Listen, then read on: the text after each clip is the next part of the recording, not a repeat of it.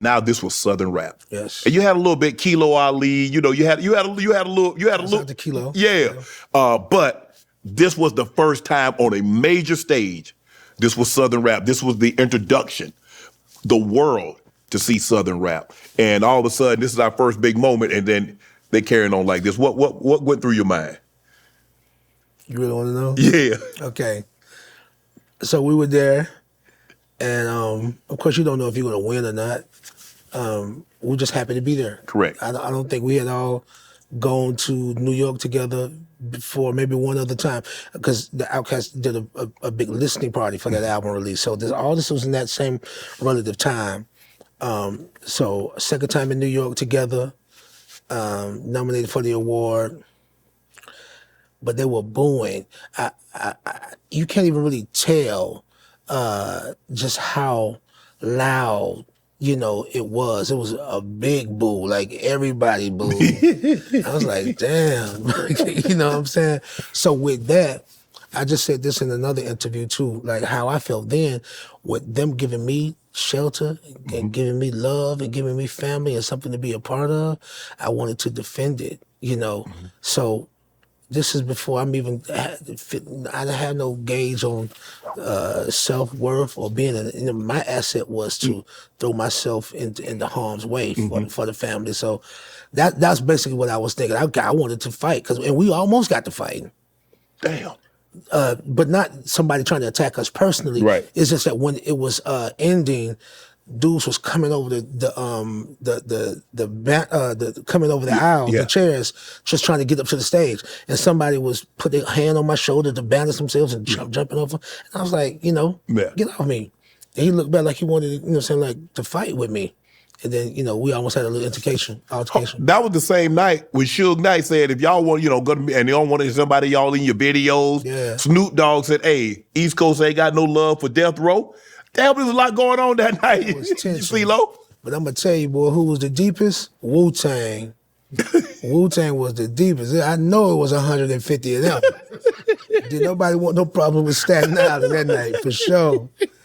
And they felt like the underdogs, and they felt like the outcasts too. Right. Like, because, they weren't necessarily being counted. Yes, yes. They had been in there for a minute, and they hadn't gotten the love and respect that they thought they deserved. So we kind of hit it off right away, and we became extended family and allies with Wu-Tang Clan. Okay. Yeah. You signed to L.A. Reid LaFace Records with Usher and TLC. I mean, really, Face and L.A., they're kind of like the pioneers, the godfather of putting Atlanta on the map. That's a fact. And you with Usher and you with TLC, and you're like, okay. What was it about that LA saw in you that says, you know what, bro, you could be solo. You're gonna have to do this on your own. Because had he heard you sing or just heard you rap? Or had you did anything for him that led him to believe that, you know what, bro, he can sing R&B, he can sing. And I'm glad you're asking me this question. L.A. Reid, and I call him Godfather to this day. Yeah. I'm not going to say that he was partial to me. He was partial to us. Mm-hmm.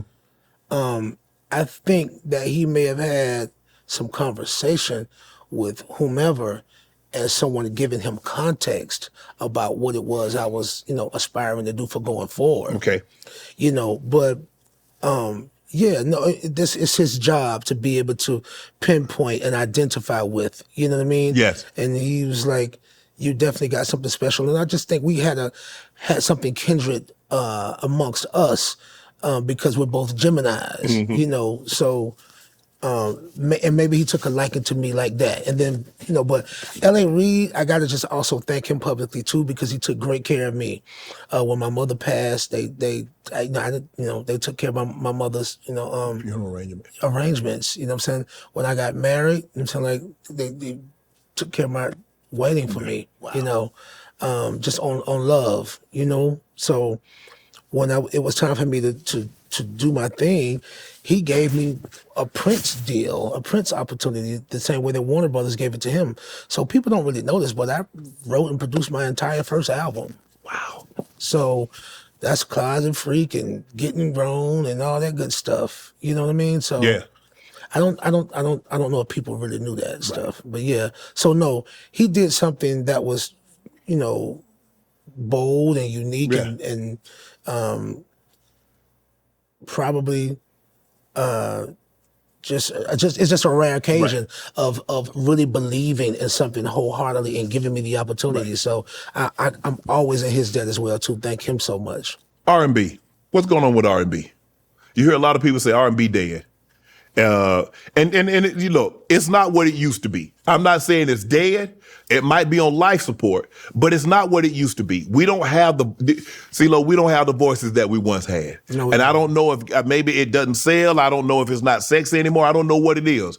But when I was growing up, I mean, I grew up with Teddy Pendergrass and I Barry White and, you know, Hathaway and all those guys. So it was a plethora. I mean, we didn't just have one or two. We just didn't have Usher, Chris Brown. We had 15, 20 that you could listen to. Facts.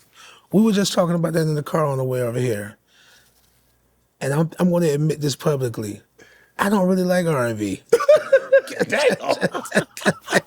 I don't consider myself to be an R&B artist. I don't know what people think of me. I feel like if I classify in any genre, I think I'm an alternative artist. Yeah, You know what I okay. mean? I have these are the interpretive arts. Yeah. I like to say. You know what I Okay. mean? So, but maybe I mean it this way. Maybe I don't like what it's become. Okay. You know what I mean? Yes. But all things could be better if just for balance. You know what I mean? Yes. Like, it's just it's too much of one thing, Not enough of another. not enough variety. You know what I'm saying? Mm-hmm. And I think that's how I end up trying to do so much, and maybe it's just far reaching as far as my own personal plight Mm-hmm. or career is concerned. I'm trying to do everything just to represent those voids or fill those voids. Mm-hmm. You know, so no, but I'm thinking about the OJs and, Yeah. you know, we did songs like, you know, it was just like, you know, family reunion.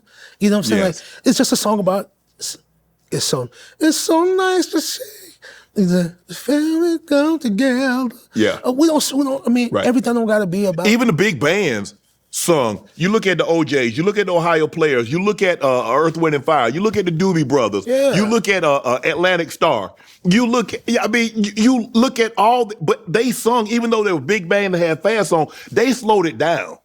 And oh my goodness,